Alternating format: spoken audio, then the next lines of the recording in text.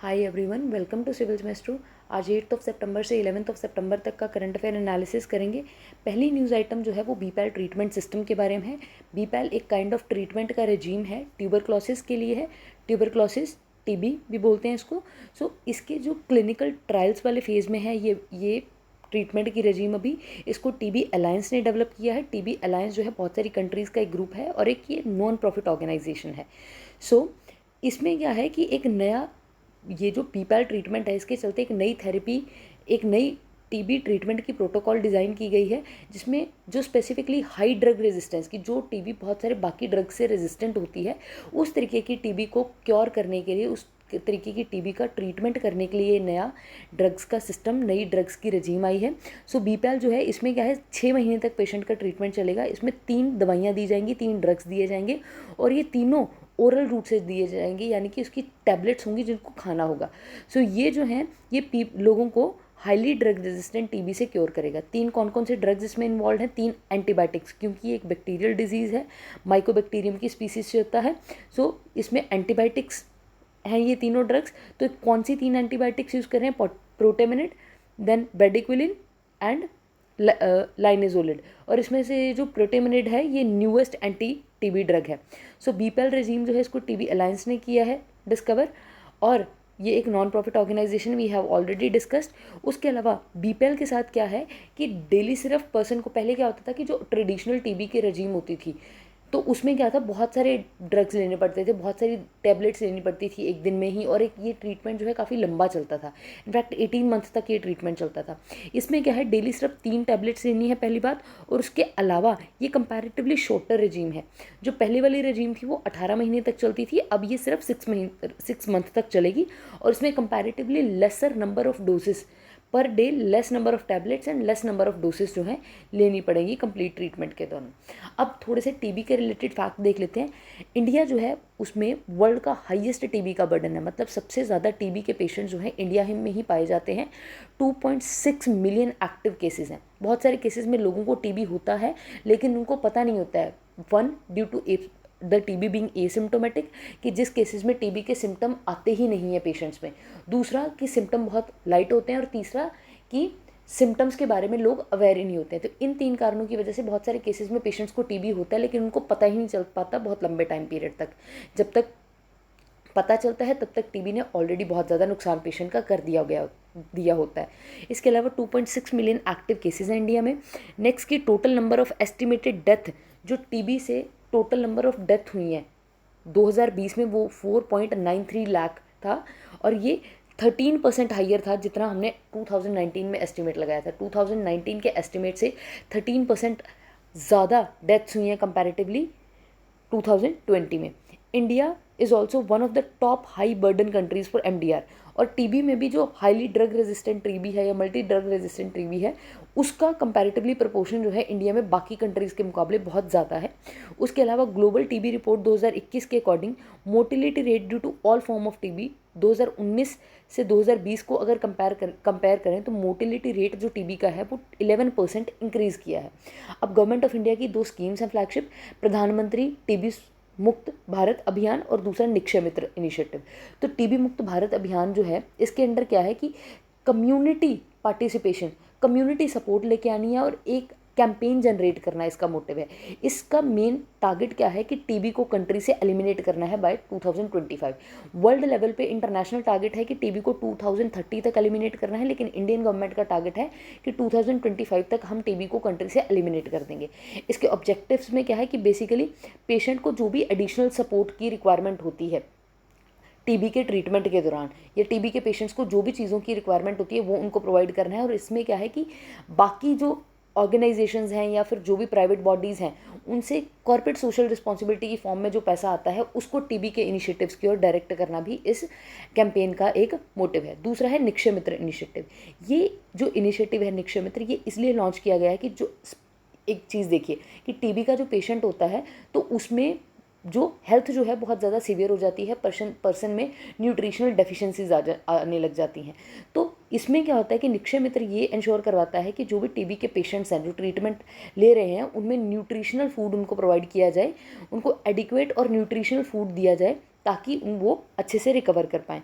और दूसरा निक्षय मित्र पोर्टल जो है वो उनको एक कॉमन प्लेटफॉर्म प्रोवाइड करता है सारे के सारे डोनर्स को, कि जो भी पर्सन कुछ भी डोनेट करना चाहता है टीबी के पेशेंट्स के लिए तो उनके लिए कॉमन प्लेटफॉर्म भी निक्षय मित्र के अंडर दिया जाता है।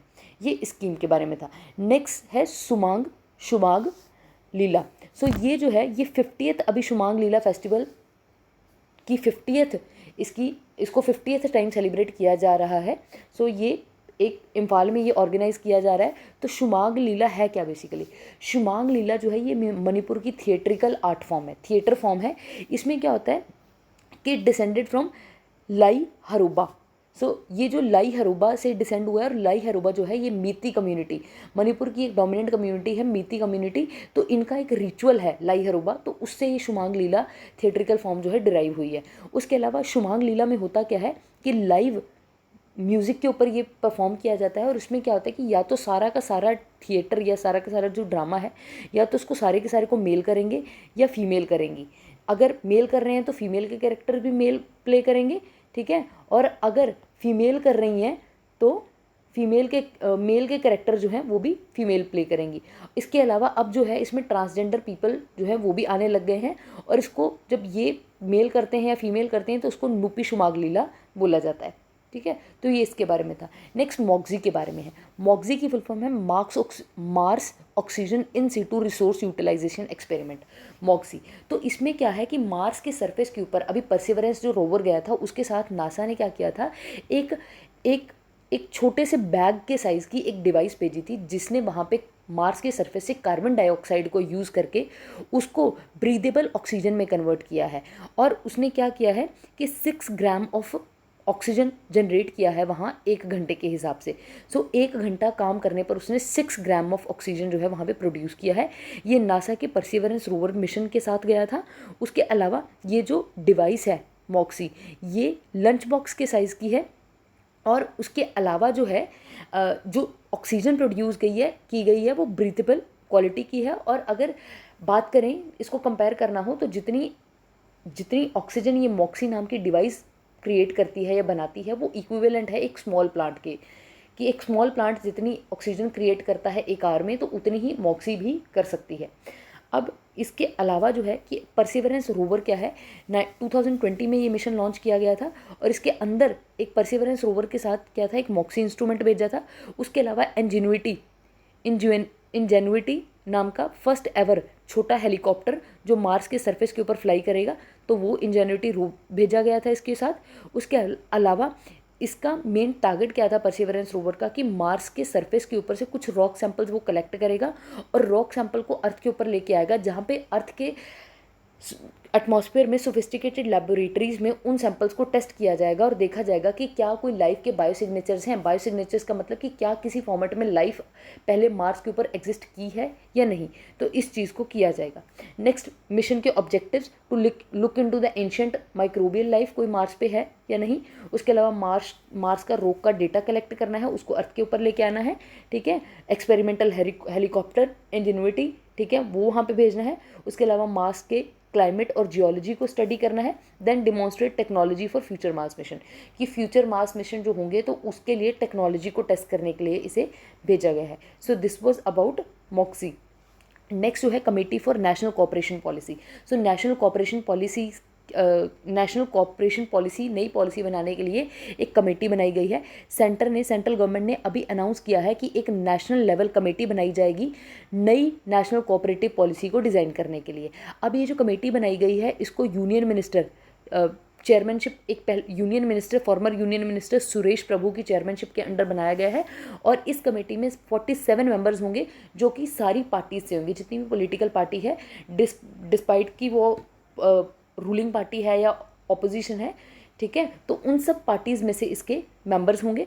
New policy is being formulated to realise the vision of सहकार से समृद्धि। सो प्राइम मिनिस्टर की लीडरशिप में ये एक स्कीम है सहकार से समृद्धि। तो इस स्कीम को रियलाइज़ करने के लिए इसके टारगेट को ये कमेटी जो है बनाई जा रही है। It also include promoting cooperative based economic models. So cooperative based economic model जो है, जैसे कि अमूल जो है वो एक कोऑपरेटिव बेस्ड बिजनेस मॉडल है। सो ऐसे मॉडल्स को प्रमोट करना जो है इसका एक टारगेट है। उसके अलावा अप्रोप्रिएट पॉलिसी क्रिएट करना, legal and institutional framework decide करना कि जो कॉपरेटिव्स को अपने फुल पोटेंशियल को रियलाइज़ करने में हेल्प करेगा, कि ऐसी पॉलिसीज़ या ऐसे लीगल फ्रेमवर्क बनाना है कि जो जो कोऑपरेटिव सोसाइटीज़ को कम्प्लीटली अपने आप को इस्टेब्लिश करने में हेल्प करेगा। सो ये इस कमेटी को बनाने के रीजंस हैं।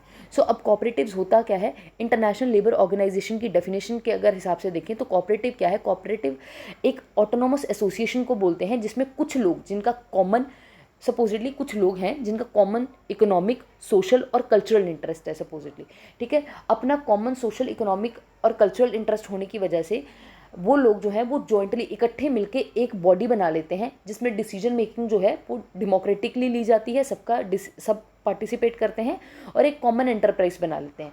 सो ये जो एंटरप्राइज अब बनती है इसकी डेमोक्रेटिक डिसीजन मेकिंग होती है, ये ऑटोनोमस बॉडी होती है, तो इसको कोऑपरेटिव बोलते हैं। So cooperative is an autonomous association of people united voluntarily to meet the common economic, social, cultural needs and aspiration through a jointly owned and democratically controlled enterprise. So ये इसकी formal definition है। बहुत सारे type की cooperatives होती हैं जैसे कि consumer cooperative societies, next producer cooperative societies, then credit cooperative societies, housing cooperative societies, marketing cooperative societies. So these are the various kinds of cooperative societies. इसके अलावा कॉन्स्टिट्यूशनल प्रोविजन क्या है कि हमारे कॉन्स्टिट्यूशन में कहाँ कहाँ पे लिखा हुआ है कोऑपरेटिव सोसाइटीज़ का बारे में। 97th कॉन्स्टिट्यूशनल अमेंडमेंट एक्ट आया था 2011 में, उसने एक नया पार्ट 9B ऐड किया था हमारे कॉन्स्टिट्यूशन में रिगार्डिंग कोऑपरेटिव सोसाइटीज़ की वर्किंग। कोऑपरेटिव सोसाइटीज़ की वर्किंग के बारे में एक नया पार्ट ऐड हुआ था।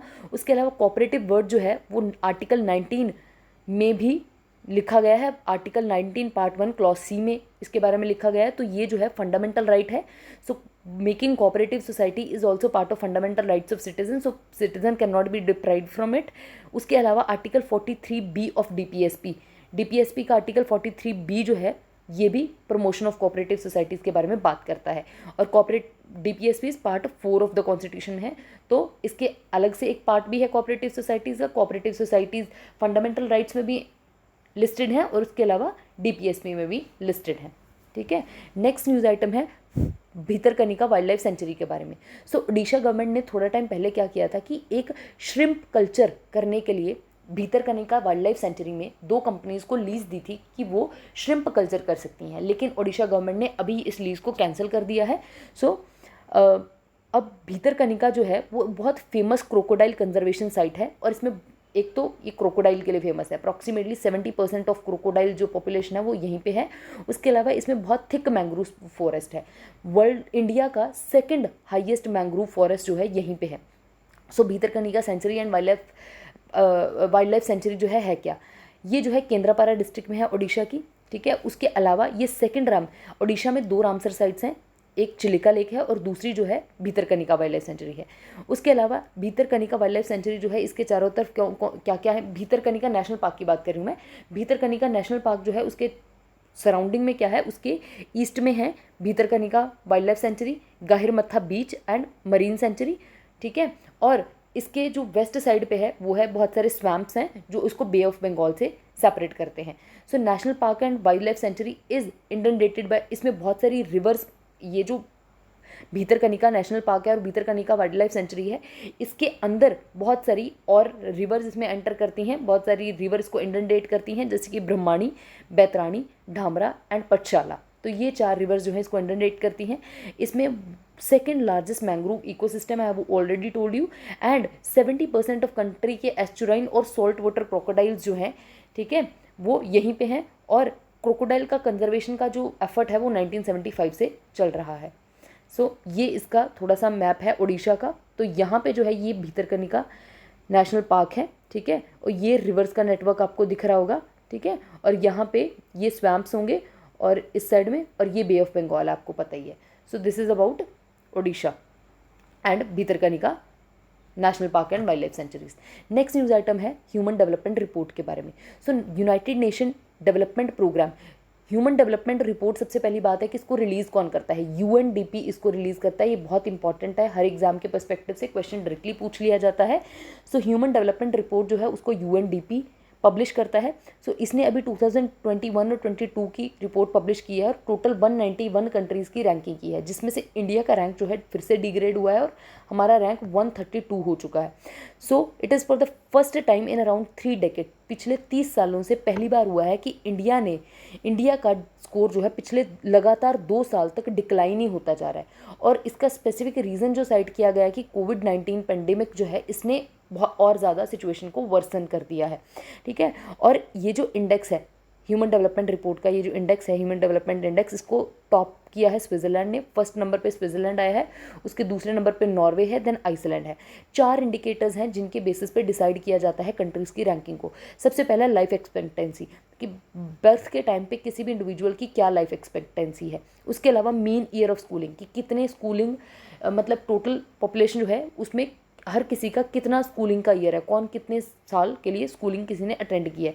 उसके अलावा अब एक्सपेक्टेड ईयर्स ऑफ स्कूलिंग क्या है, कि कितना साल का करिकुलम है, कितना एक्सपेक्ट किया जा रहा है कि बच्चे जाएंगे। Next gross national income per capita national income जो है वो भी इसमें कैलकुलेट की जाती है, जिसकी वजह, क्योंकि हमारा पर कैपिटा डिस्पाइट हमारी इकोनॉमी का साइज़ काफ़ी बड़ा है, लेकिन हमारी पॉपुलेशन ज़्यादा होने की वजह से हमारी पर कैपिटा इनकम काफ़ी कम है, जिसकी वजह से हमारा रैंक जो है कंपैरेटिवली लोअर है।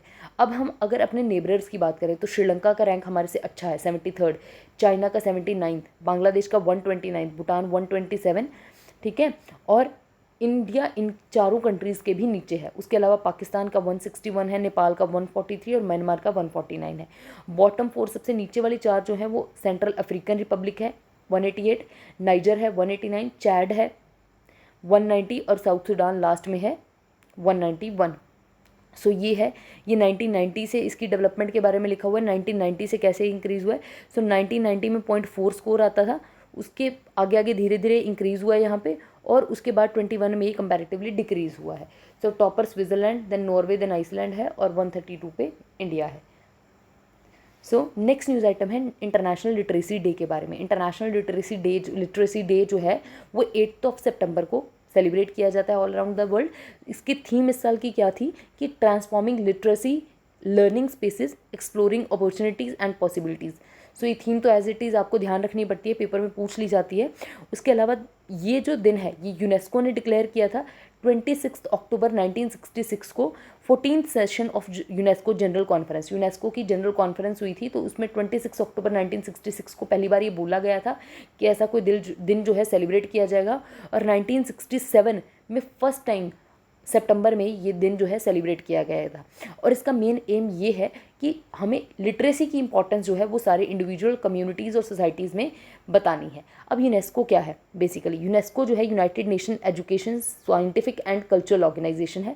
ये यूएन की एक स्पेशलाइज्ड एजेंसी है। इसको बनाया गया था 16 नवंबर 1945 को।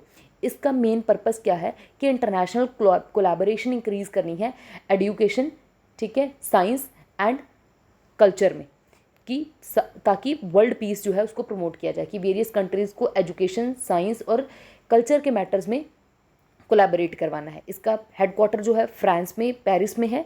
उसके अलावा मेंबर कंट्रीज़ क्या है, इसमें 195 मेंबर कंट्रीज़ हैं, और इनका मेन 5 मेजर ये ऑब्जेक्टिव्स को फॉलो करते हैं कि education, natural science, social science and human science, in the sense कि education, science, culture and communication and information. तो इन 5 ऑब्जेक्टिव्स पे कॉमन विजन रखते हैं। अब थोड़ा सा ये देख लो कि कुछ ऐसी यूनेस्को की मेंबर कंट्रीज़ हैं जो यूएन की मेंबर्स नहीं है, जैसे कि कुक आइलैंड यूनेस्को का मेंबर है, यूएन का नहीं है। न्यू, ये यूनेस्को का है, यूएन का नहीं है। पैलेस्टीन सबसे कंट्रोवर्शियल, यूनेस्को का मेंबर है लेकिन यूएन का नहीं है। उसके अलावा कुछ ऐसी यूएन की मेंबर कंट्रीज़ हैं जो कि यूनेस्को की पार्ट नहीं है, जैसे कि इज़राइल, सबसे इंपॉर्टेंट, इज़राइल यूएन का मेंबर स्टेट है लेकिन यूनेस्को का नहीं है, ठीक है। लिechtenstein और यूनाइटेड स्टेट्स, यूएस जो है ये भी यूएन का मेंबर है लेकिन यूनेस्को का मेंबर नहीं है, ठीक है। अब नेक्स्ट न्यूज़ आइटम है यूनेस्को के बारे में, UNESCO global network of learning cities. So UNESCO एक global network of learning cities GNLC जो है डिक्लेयर करता है। टोटल 77 सिटीज़ जो है इस नेटवर्क में इसने डाली हुई हैं। ये सिटीज़ को global network of learning cities में डालने का मेन पर्पस ये है कि इनकी जो बेस्ट प्रैक्टिसेस हैं उनको ग्लोबल लेवल पे शेयर किया जाए और इनके आपस में आइडियाज़ एक्सचेंज को इंक्रीज़ किया जाए। हर सिटी का एक यूनिक डिफरेंट मॉडल होता है जिसकी वजह से उसको रिकॉग्नाइज़ किया जाता है। सो केरला इंडिया में नीलाम्बूर और थ्रिसूर ये दो डिस्ट्रिक्ट्स हैं, ये दो सिटीज़ हैं केरला में, इनको ऐड किया गया है GNLC के नेटवर्क में। Have gained recognition from UNESCO after they become Nations first entrants. So India से अभी तक कोई भी सिटीज़ जो है इस नेटवर्क की पार्ट नहीं थी, तो फर्स्ट टाइम ये दो सिटीज़ जो हैं फर्स्ट टाइम इनको ऐड किया गया है। सो टोटल 77 सिटीज़ हैं 44 कंट्रीज़ में से जो इस नेटवर्क का पार्ट है। इस नेटवर्क का पार्ट होने से मतलब लर्निंग सिटीज़ का पार्ट बनने से क्या होता है कि इंटरनेशनल पॉलिसी ओरिएंटेड नेटवर्क है ये, जो कि इनको हेल्प करता है कि ये डेवलपमेंट कर सकें, प्रोग्रेस कर सकें। मतलब एक कंट्री दूसरी कंट्री से सीख के उनके आइडियाज़ को अपना के जो है प्रोग्रेस कर सके। And cities included in the list can benefit greatly from exchange of ideas and solutions for development with other cities and group of. और कुछ और कंट्रीज़ जो ऑलरेडी इसकी मेंबर हैं, जैसे बीजिंग है वो GNLC का मेंबर है, शंघाई है, हैम्बर्ग है, एथेंस है, ब्रिस्टल है, डबलिन है, तो ये कंट्रीज़ की ऑलरेडी मेंबर हैं। नेक्स्ट न्यूज़ आइटम जो है India's first modified bio village के बारे में है। सो त्रिपुरा का दसपारा विलेज जो है इसने त्रिपुरा स्टेट ने डिक्लेयर किया है कि दसपारा विलेज जो है ये फुल्ली फर्स्ट बायो विलेज बन चुका है त्रिपुरा का। So first modified bio village है ये त्रिपुरा का। सो दसपारा विलेज के बारे में देख लेते हैं। इसमें क्या है, क्यों इसको बायो विलेज बोला जा रहा है, मॉडिफाइड बायो विलेज, क्योंकि यहाँ पे कम्प्लीटली नेचर बेस्ड सोल्यूशन कर दिया है कि सारा का सारा lifestyle, livelihood, everything would be based upon nature. यहाँ पे कम से कम वेस्ट जनरेट किया जाएगा और स्पेसिफिकली केमिकल फर्टिलाइजर्स को तो कम्प्लीटली वाइप आउट कर दिया है कि नेचुरल सोल्यूशंस को यूज़ करके प्रोडक्शन या एग्रीकल्चर एक्टिविटी की जाएंगी। दसपारा में 64 ऑलमोस्ट फैमिलीज़ हैं और जो कि हैविली एग्रीकल्चर के ऊपर डिपेंड करते हैं। और नेक्स्ट क्या है कि Tripura government has aim to set up total of, और त्रिपुरा गवर्नमेंट का टारगेट है कि 100 बायो विलेजेस जो हैं वो सेटअप किए जाएंगे स्टेट में। So the programme support the development of solar powered agricultural equipment. तो इसमें क्या होगा कि एक तो इसको बायो विलेज बनाया है, मॉडिफाई किया है, और इसमें और क्या क्या किया जाएंगे, एक तो केमिकल फर्टिलाइज़र, एक वेस्ट कम से कम जनरेट करना है। उसके अलावा क्या किया जाएगा कि यहाँ पे हर जो एग्रीकल्चर के सॉल्यूशंस हैं या जो एग्रीकल्चर में इक्विपमेंट्स भी रिक्वायर्ड होती हैं उनको सोलर एनर्जी के ऊपर रन किया जाएगा। Energy saving electrical device, biogas and bio fertilisers at local level. So electricity saving devices use की जाएंगी, बायोगैस यूज़ किया जाएगा एज ए सोल्यूशन, और बायो फर्टिलाइजर्स ही यूज़ किए जाएंगे लोकल लेवल पे। इसका मेन ऑब्जेक्टिव क्या है कि ग्रीन टेक्नोलॉजी जैसे कि solar water pump, biomass cooking stove जिसमें बायोमास यूज़ होता है, या फिर बायोगैस प्लांट्स जो होते हैं, सो इनको प्रमोट करना है ताकि लोग जो हैं वो सस्टेनेबल वे ऑफ लाइफ को अडॉप्ट करें और sustainable production of agriculture produce करें। सो कि अलाइड और एग्रीकल्चर सेक्टर से, एग्रीकल्चर उसके जो अलाइड सेक्टर हैं जैसे कि पिसिकल्चर है या जो भी ऐसी चीज़ें हैं, तो इन सबको सस्टेनेबल तरीके से इनसे प्रोडक्शन की जाए, ठीक है, इसको सस्टेनेबल तरीके से ग्रो किया जाए। Next section 66A of IT act के बारे में है। सुप्रीम कोर्ट ने अभी डायरेक्शन दिया है। एक्चुअली पहले थोड़ा सा बैकग्राउंड देखना ज़रूरी है कि section 66A of IT act basically है क्या।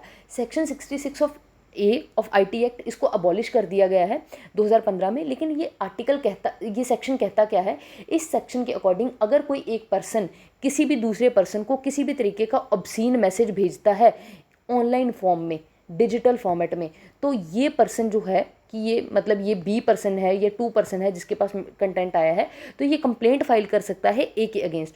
और अगर ये प्रूव हो जाता है कि ये पर्सन ने ऑब्सीन मैसेज, जो भी इसको मैसेज भेजा है ये ऑब्सीन है, तो इस पर्सन को 3 साल तक की इन 3 साल तक की जेल जाना पड़ सकता है और साथ में फ़ाइन लगता है वो अलग। सो ये एक एक्ट था। Section 66A empowered the police to make arrest over what policeman in terms of their subjective discretion could constitute as offensive, कि जो भी मतलब जो इनको लगता है कि कोई भी मटेरियल जो कि ऑफेंसिव है, मिनेसिंग है और अनोयंस के पर्पज से इनकन्वीनियंस कॉज करने के लिए किस पर्सन को सेंड किया गया है, उस मैटर को जो है सीरियस कंसिडर किया जा सकता है और उसके केस में उसको पर्सन को अरेस्ट किया जा सकता है। दूसरा, it prescribe the punishment for sending message. कोई पर्सन जो मैसेज सेंड करता है उसको पनिशमेंट दी जाएगी। वो मैसेज चाहे कंप्यूटर फॉर्मेट में भेजा है या फिर किसी भी और कम्युनिकेशन डिवाइस के थ्रू भेजा है, जैसे कि मोबाइल फ़ोन के ऊपर, टैबलेट से, या कंप्यूटर से किसी भी तरीके से, और 3 साल की जेल टर्म इसमें होती थी। सो नेक्स्ट उसके बाद आता है Shreya Singhal versus Union of India case 2015 वाला। So Shreya Singhal versus Union of India case 2015 एक लैंडमार्क जजमेंट सुप्रीम कोर्ट देता है, जिसमें बोलता है कि हम फ्रीडम ऑफ स्पीच के कॉन्टूर को इतना ज़्यादा छोटा नहीं कर सकते। फ्रीडम ऑफ स्पीच एक बहुत बड़ी चीज़ है और हर किसी को राइट है अपनी फ्रीडम ऑफ स्पीच को एक्सप्रेस करने का। सो सेक्शन 66A को अबॉलिश कर दिया गया, ये बोल के कि ये अनकॉन्स्टिट्यूशनल है, ये वेग है और ओपन एंडेड है, मतलब इसकी बहुत ब्रॉड इंटरप्रिटेशन बनती है। So article 19(1)A gives the people right to speech. Article 19 section 1 sub clause A के अंडर आता है। सो इसको जो है टेकन अवे नहीं किया जा सकता, ठीक है। So and right to speech and expression, whereas article 19 two accord the state the power to impose reasonable restriction on the exercise of this right. So article 19(1) कहता है कि राइट टू स्पीच होना चाहिए, article 19(2) कहता है कि reasonable restrictions impose की जा सकती हैं, मतलब ये सिर्फ आर्टिकल के पर्पज से मैंने आपको बताया। उसके अलावा सुप्रीम कोर्ट ने अभी बोला है कि ये जो 66A इतने साल पहले मतलब काफ़ी टाइम पहले 6-7 साल पहले इसको अबॉलिश कर दिया गया था, लेकिन अभी भी सुप्रीम कोर्ट में ऐसे केसेस पेंडिंग हैं जो इस आर्टिकल से लिंक्ड हैं, मतलब इस आर्टिकल से एसोसिएटेड हैं, ठीक है। तो उन केसेस को जो है बैक किया जाए, उन केसेस को वापस ले लिया जाए। सो सुप्रीम कोर्ट ने चीफ सेक्रेटरीज को बोला है कि टेक बैक द केसेस, उन केसेस को वापस ले लिया जाए जो कि repealed section 66A of IT act से डील करते हैं। विद इन 3 मंथ का टाइम पीरियड दिया कि 3 वीक्स का टाइम पीरियड दिया है, 3 वीक के बीच बीच में इसको वापस ले लिया जाए। सो ये न्यूज़ आइटम थी 66A के बारे में। नेक्स्ट जो है वो है ईस्टर्न इकोनॉमिक फोरम के बारे में। अभी प्राइम मिनिस्टर नरेंद्र मोदी जी जो हैं उन्होंने एक वीडियो एड्रेस किया है 7th ईस्टर्न इकोनॉमिक फोरम का, 7th ईस्टर्न इकोनॉमिक फोरम का वीडियो एड्रेस किया है इन्होंने। सो ईस्टर्न इकोनॉमिक फोरम है क्या? ये जो है 2015 में इस्टेब्लिश किया गया था। It was establish by the decree of Russian president. तो रशियन फेडरेशन के जो प्रेसिडेंट हैं उन्होंने इसको इस्टेब्लिश किया था और ये हर साल व्लादिवोस्टॉक में होता है, रशिया में, ठीक है। और इसमें होता क्या है बेसिकली, इसमें की इश्यूज़ को डिस्कस किया जाता है। रशिया अपनी अलाइड कंट्रीज़ के साथ मिलके वर्ल्ड की इकोनॉमी को जो फेस कर रहे हैं की इश्यूज़, जो रीजनल इंटीग्रेशन में प्रॉब्लम कर रहे हैं या फिर जो भी मतलब new industrial and technological sector जैसे जैसे बढ़ रहा है, तो उन सारी चीज़ों को डिस्कस किया जाता है। साइंस, इनोवेशन, टेक्नोलॉजी, ग्रोथ, इन सब को किया जाता है डिस्कस। उसके अलावा जो भी चीज़ें इन सारे नए इनिशिएटिव्स में हर्डल्स क्रिएट कर रही हैं, चैलेंजेस क्रिएट कर रही हैं, तो उनको भी डिस्कस किया जाता है इसमें। द फॉरम बिजनेस, ये जो फॉरम, इस फॉरम का जो बिजनेस प्रोग्राम है, इसमें नंबर ऑफ़ बिजनेस डायलॉग्स होते हैं लीडिंग पार्टनर कंट्रीज़ के साथ एशिया पैसिफिक रीजन में, ठीक है। उसके अलावा आसियान के साथ, मतलब इसमें रीजनल ऑर्गेनाइजेशन जो है वो भी पार्ट ले रही है, ठीक है, as a key integration organisation of dynamically developing nation in the South East Asia. So over the years ये जो डायलॉग है ये एक इंटरनेशनल प्लेटफॉर्म की फॉर्मेट में उभर के आया है, जिसमें स्ट्रैटेजी को डिस्कस किया जाता है, पॉलिटिकल, इकोनॉमिक और कल्चरल इश्यूज़ को डिस्कस किया जाता है। मतलब जो भी पॉलिटिकल, इकोनॉमिक और कल्चरल टाइज़ हैं रशिया और उसके एशिया पैसिफिक एलाइज के साथ, तो उनको डिस्कस किया जाता है इसमें। सो ये रशिया लेड एक डायलॉग है।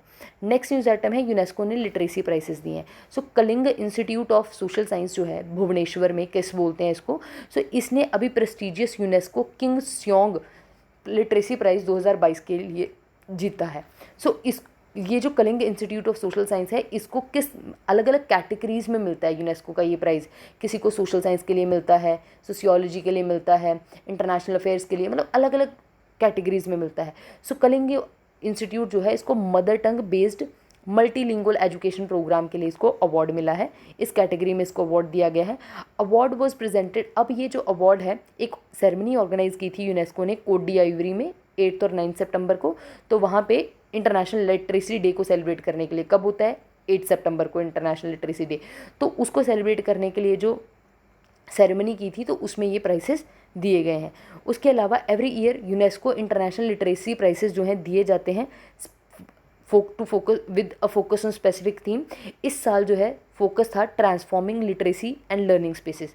सो किस जो है इंडिया से 5th इंस्टीट्यूशन बना है, पहली बार नहीं है इंडिया में ये प्राइज़ मिला है, 5th इंस्टीट्यूशन है, 5th टाइम इंडिया में ये प्राइज़ आया है, लेकिन ओडिशा से फर्स्ट है ये, ठीक है। And it is also the third among non profit organisation, non profit NGOs में से ये थर्ड है जिसको ये प्राइज़ मिला है, ठीक है। So this was about this news.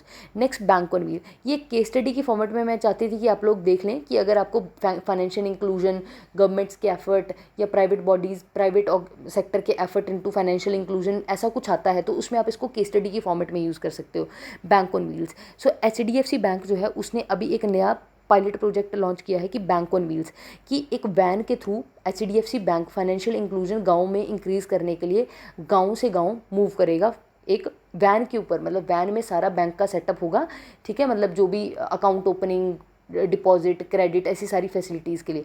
सो ये जो वैन है ये रूरल एरियाज़ में, रिमोट रूरल एरियाज़ में जाके लोगों को सर्विस प्रोवाइड करेगी। इसका मेन एम है कि एसेसिबिलिटी इंक्रीज़ करनी है बैंक की, बैंक जो है रिमोट से रिमोट एरियाज़ में जाए। अभी ये प्रोजेक्ट पायलट बेसिस पे लगाया जा रहा है और अगर ये सक्सेसफुल रहता है तो बैंक वैन्स जो हैं उनको, मतलब और ज़्यादा बैंक वैन्स यूज़ की जाएंगी रिमोट एरियाज़ में, जो विलेजेस हैं उनको वहाँ तक पहुँचने के लिए। मतलब जो नियरेस्ट ब्रांच है वो अपनी वैन को रिमोट विलेज में भेजती है। अब वैन जो है 3 टाउन कवर करेगी एक दिन में, ठीक है, एक दिन में 3 टाउन कवर करेगी। And the vehicle will also make 2 weekly trips to each community. So ये था इस न्यूज़ के बारे में। नेक्स्ट न्यूज़ आइटम है 2+2 डायलॉग के बारे में। सो इंडिया और जापान के बीच में अभी 2+2 डायलॉग हुआ है। सो ये second India and Japan 2+2 ministerial dialogue जो है टोक्यो जापान में हुआ है। 2+2 डायलॉग है क्या? 2+2 डायलॉग नाम से पता चल रहा है कि 2 लोग आते हैं इसमें। सो 2 ministers, foreign affair minister and defence minister, ठीक है, ये दोनों कंट्रीज़ के फॉरेन और डिफेंस मिनिस्टर्स जो हैं वो इकट्ठे बैठ के स्ट्रैटेजी और सिक्योरिटी इश्यूज़ को डिस्कस करते हैं।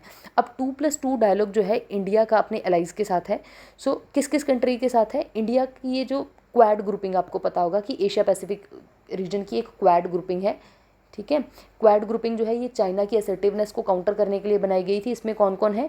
USA है, ऑस्ट्रेलिया है, जापान है और इंडिया है।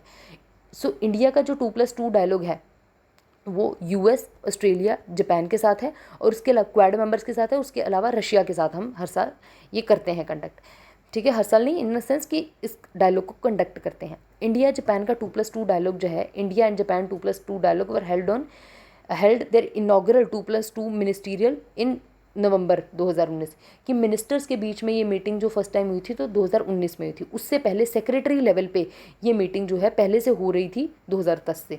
So the idea of such 2+2 meeting जो है, मतलब मिनिस्टीरियल लेवल पे पहले कैबिनेट सेक्रेटरी के लेवल पे हो रही थी, सेक्रेटरी लेवल के ऑफिसर्स के, कैबिनेट नहीं, सेक्रेटरी लेवल के ऑफिसर्स के बीच में हो रही थी।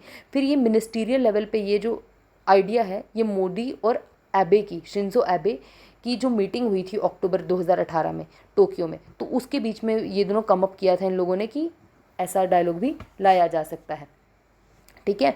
और ये जो डायलॉग है इसमें दोनों कंट्रीज़ एक दूसरे के स्ट्रैटेजिक कंसर्न्स, एक दूसरे की सेंसिटिविटीज़ और पॉलिटिकल फैक्टर्स को ध्यान में रखते हुए डिस्कशंस कंडक्ट करते हैं और सॉल्यूशंस ढूंढते हैं। उसके अलावा हाईलाइट क्या है कि इसमें क्या क्या डिसाइड हुआ है कि दोनों कंट्रीज़ ने रीअफर्म किया है कि हम एक रूल बेस्ड ग्लोबल ऑर्डर चाहते हैं। हम एक हर कंट्री की सोवरेनिटी को रिस्पेक्ट करना चाहते हैं, हर कंट्री की टेरिटोरियल इंटीग्रिटी को रिस्पेक्ट करते हैं। उसके अलावा पीसफुल रिजोल्यूशन की, जो भी इंटरनेशनल लेवल पे डिस्प्यूट होते हैं उनको पीसफुल वे से उनको रिजोल्यूशन किया जाना चाहिए, ठीक है। उसके अलावा free and open Indo Pacific के बारे में बात हुई है। उसके अलावा inclusive, a region that is inclusive and resilient. So rule of law से बेस्ड, मतलब रीजन में रूल ऑफ लॉ के अकॉर्डिंग सारी चीज़ें होनी चाहिए, इंक्लूसिविटी होनी चाहिए, सारे एक साथ मिलके काम करें और रेजिलियंस होनी चाहिए, ठीक है, और क्वर्जन की कोई जगह नहीं होनी चाहिए। Ministers concurred to launch joint service staff talks, की सर्विस स्टाफ टॉक्स भी होंगी जापान जॉइंट स्टाफ और इंडियन डिफेंस स्टाफ के बीच में। उसके अलावा Japanese side express its determination to fundamentally reinforce Japan defence capability to India for next 5 year, कि अगले आने वाले 5 सालों के बीच में इंडिया में भी जापान के लेवल की डिफेंस और टेक्नोलॉजी जो है इसमें इंडिया में लाने के लिए जापान हेल्प करेगा। नेक्स्ट न्यूज़ आइटम है मैत्री सुपर थर्मल पावर प्रोजेक्ट के बारे में। PM नरेंद्र मोदी और बांग्लादेश की PM शेख हसीना ने अभी एक यूनिट 1 ऑफ मैत्री सुपर थर्मल पावर प्रोजेक्ट, मैत्री सुपर थर्मल पावर प्रोजेक्ट काफ़ी टाइम पहले साइन किया गया था, उसका यूनिट 1 जो है इसको अनवील किया है शेख हसीना जी और PM मोदी ने, ठीक है। ये प्रोजेक्ट जो है it is constructed under India's concessional financing scheme. तो इंडिया की कंसेशनल फाइनेंसिंग स्कीम है जो कि इंडिया बांग्लादेश में ये प्रोजेक्ट फाइनेंस कर रहा है, ठीक है, कंसेशनल रेट पे, तो उसका एक पार्ट है। और ये जो प्रोजेक्ट है ये ऐड करेगा 1320 मेगावाट ऑफ एनर्जी बांग्लादेश के नेशनल ग्रिड में। अब इसके अलावा इन्होंने 7 और एग्रीमेंट्स के ऊपर बात की है, जैसे कि वाटर रिसोर्सेज पे, railway, science technology, space technology, इन सब के अलावा। उसके अलावा एक मेमोरेंडम ऑफ अंडरस्टैंडिंग भी साइन हुआ है प्रसार भारती और बांग्लादेश टेलीविज़न के बीच में, ताकि ब्रॉडकास्टिंग के मैटर के ऊपर दोनों कंट्रीज जो हैं वो कोऑपरेट कर सकें। So this was about this news. Next है इनकोवैक, ठीक है। इनकोवैक जो है ये भारत बायोटेक ने फर्स्ट नेसल कोविड-19 के लिए एक वैक्सीन बनाई है, ठीक है। It has been approved by central drug standard control organisation CDSCO। So CDSCO जो है ये किसी भी तरीके के ड्रग्स को फर्स्ट टाइम अप्रूवल देने वाली एजेंसी है। सो इसने भारत बायोटेक की नेसल वैक्सीन जो है उसको अप्रूव किया है, और ये जो वैक्सीन है ये 18+ एज के ग्रुप्स के लोगों में दी जाएगी, और इंडिया की फर्स्ट इंट्रानेसल वैक्सीन है। फर्स्ट टाइम नेसल रूट से वैक्सीन दी जा रही है, ठीक है, और ये कोविड-19 के लिए है। और ये जो इनकोवैक है ये 2 to 8 डिग्री सेल्सियस टेम्परेचर पे स्टेबल रहती है। इनकोवैक जो है ये क्या है कि इसमें faster development of variant specific vaccine and easy national delivery and enables a mass immunization to protect from emerging variant of concern। सो मतलब वेरिएंट ऑफ कंसर्न से बचाने के लिए काफ़ी फास्ट वर्क करती है, इसकी प्रोडक्शन बहुत ईजी है, ठीक है, कंपैरेटिवली ये स्टेबल है, ठीक है। सो ये सारी चीज़ें हैं। नेक्स्ट न्यूज़ आइटम है ओनम के बारे में। सो PM मोदी ने अभी ग्रीट किया है मतलब कंट्री के लोगों को ओनम फेस्टिवल के लिए। ओनम बेसिकली जो है ये केरला का एक फेस्टिवल है, मोस्ट पॉपुलर फेस्टिवल है केरला का, और ये केरला का ऑफिशियल फेस्टिवल भी है। ये सेलिब्रेट किया मतलब केरला में सेलिब्रेट किया जाता है पैडी हार्वेस्ट के लिए, कि जब ये जीरी मतलब ये राइस काटते हैं, ठीक है, इसको हिंदी में जीरी बोलते हैं। तो राइस को जब काटा जाता है, पैडी का हार्वेस्ट किया जाता है, तो उस टाइम पे ये फेस्टिवल सेलिब्रेट किया जाता है। सो पॉपुलर लीजेंड के अकॉर्डिंग ये क्या बोलते हैं कि किंग महाबली जो है, ठीक है, ये एक फेस्टिवल है जो किंग महाबली मतलब किंग महाबली की स्पिरिट को वेलकम करने के लिए, कि खेतों में आए, केरला में विजिट करे, किंग महाबली की स्पिरिट जो है उसके लिए उनके वेलकम में ये फेस्टिवल जो है सेलिब्रेट किया जाता है। अब ओनम जो है 10 डेज़ लॉन्ग फेस्टिवल होता है, जिसमें फर्स्ट डे और लास्ट डे, ठीक है, ये सबसे ज़्यादा इंपॉर्टेंट होते हैं। 10 दिन का ये फेस्टिवल होता है। ये चिंगम जो है फर्स्ट मंथ होता है। ये मलयालम कैलेंडर का, केरला का जो वहाँ का स्टेट का कैलेंडर है, उनका जो वर्नाकुलर कैलेंडर है, सो उसके चिंगम जो है उसका फर्स्ट मंथ होता है, और इस मंथ की बिगिनिंग में ये फेस्टिवल सेलिब्रेट किया जाता है। सो कोल्लावर्षम मलयालम कैलेंडर को कोल्लावर्षम बोला जाता है। सो ये जो मंथ है चिंगम, ये अगस्त और सितंबर के साथ कोइंसाइड करता है। अगर जॉर्जियन कैलेंडर मतलब ये जनवरी फरवरी वाला जो हम इंग्लिश कैलेंडर यूज़ करते हैं, जॉर्जियन कैलेंडर, इसके अकॉर्डिंग ये अगस्त और सितंबर के साथ मिक्स मैच करता है। नेक्स्ट न्यूज़ आइटम है, कुछ चेंजेस किए गए हैं लैंड लीजिंग के। रेलवे डिपार्टमेंट की लैंड को लीज करने के रूल्स में कुछ चेंजेस किए गए हैं। अब सेंट्रल गवर्नमेंट ने सिंपल कर दिया है, इजी कर दिया है और सस्ता कर दिया है एंटिटीज़ के लिए। मतलब रेलवे की लैंड के ऊपर अगर कोई पर्सन कोई इंफ्रास्ट्रक्चर खड़ा करना चाहता है, कुछ इंफ्रास्ट्रक्चर बनाना चाहता है, तो उसके रेट्स को डिक्रीज़ कर दिया है, उसके प्रोसेस को डिक्रीज़ कर दिया गया है गवर्नमेंट के द्वारा, ठीक है। और लॉन्ग लीज वाले प्रोजेक्ट के लिए है कि मतलब जैसे अगर किसी ने कोई इंफ्रास्ट्रक्चर बनाना है काफ़ी लंबे टाइम के लिए, तो उसके लिए सारा कुछ किया गया है। These including cargo related enterprises. इसमें क्या है कि क्या क्या बनाया जा सकता है इंफ्रास्ट्रक्चर में, कार्गो रिलेटेड एंटरप्राइज बनाई जा सकती हैं। पब्लिक यूटिलिटी सर्विसेज जैसे कि स्कूल्स, हॉस्पिटल जैसी चीज़ें।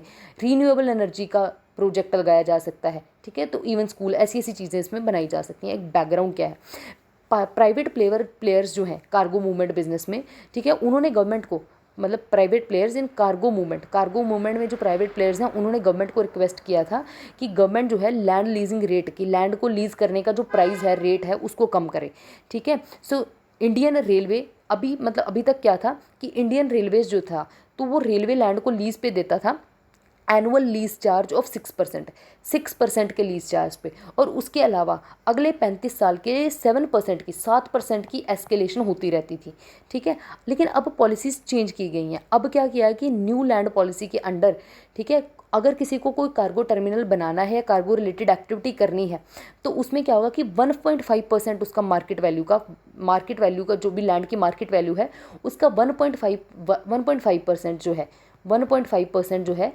वो लैंड का पर एनम रेट होगा, मतलब पर एनम चार्जेस होंगे, और उसके पर अलावा 6% की एनुअल इंक्रीमेंट होएगी, ठीक है। इन्फ्लेशन को अनकाउंट करने के लिए 6% की 1.5% के ऊपर 6% की इंक्रीमेंटेशन होएगी, ठीक है, नेक्स्ट 35 ईयर्स के लिए। सो ये लाया गया है। And through the new land policy the central government envisages cargo related activities to be taken up by any player. और इसके अलावा सेंट्रल गवर्नमेंट ने बोला है कि कार्गो रिलेटेड जो एक्टिविटीज़ हैं वो कोई भी प्लेयर कर सकता है, प्राइवेट प्लेयर्स भी कर सकते हैं, PUSUs भी कर सकते हैं, रेलवे भी कर सकती है, और जो भी मतलब अभी जिनके पास लीज है वो भी कंटिन्यू कर सकते हैं, या फ्यूचर प्लेयर जो आएंगे उनके लिए भी ये स्कीम अवेलेबल होगी। अब रीन्यूएबल एनर्जी प्लांट हैं जो, ठीक है, वाटर रिसाइकलिंग की फैसिलिटी है जो, या फिर ट्रीटमेंट प्लांट्स जो हैं, ये सिर्फ रेलवे के एरिया में, रेलवे लैंड के ऊपर रेलवेज़ यूज़ कर सकती हैं, ठीक है, लेकिन ये सिर्फ रेलवेज़ डिपार्टमेंट यूज़ करेगा। लेकिन अगर कोई सोशल इंफ्रास्ट्रक्चर का कोई पर्सन प्रोजेक्ट लगाता है, जैसे कि कोई पर्सन वहाँ पे स्कूल बनाता है, हॉस्पिटल बनाता है, रेलवे, ठीक है, तो ये जो है ये रेलवे बेनिफिशियरी तो यूज़ करेंगे ही करेंगे, बाकी जो पब्लिक है वो भी इसको यूज़ कर सकती है। सो ये था न्यू लैंड लीजिंग लॉज के बारे में। This is it from my side. I hope you people like it. Please share it with your friends, और इसका PDF जो है वो आपको हमारे टेलीग्राम चैनल में मिल जाएगा, जिसका लिंक मैं डिस्क्रिप्शन बॉक्स में डाल दूंगी। और अगर आपको इसके विद रिस्पेक्ट टू कुछ क्वेश्चंस अटेम्प्ट करने होते हैं तो वो क्वेश्चंस जो हैं वो भी टेलीग्राम चैनल में डाल दिए जाते हैं। सो आप उसको वहाँ पे अटेम्प्ट कीजिए और टेलीग्राम चैनल को ज्वाइन कीजिए और यूट्यूब चैनल को सब्सक्राइब कीजिए। Thank you so much.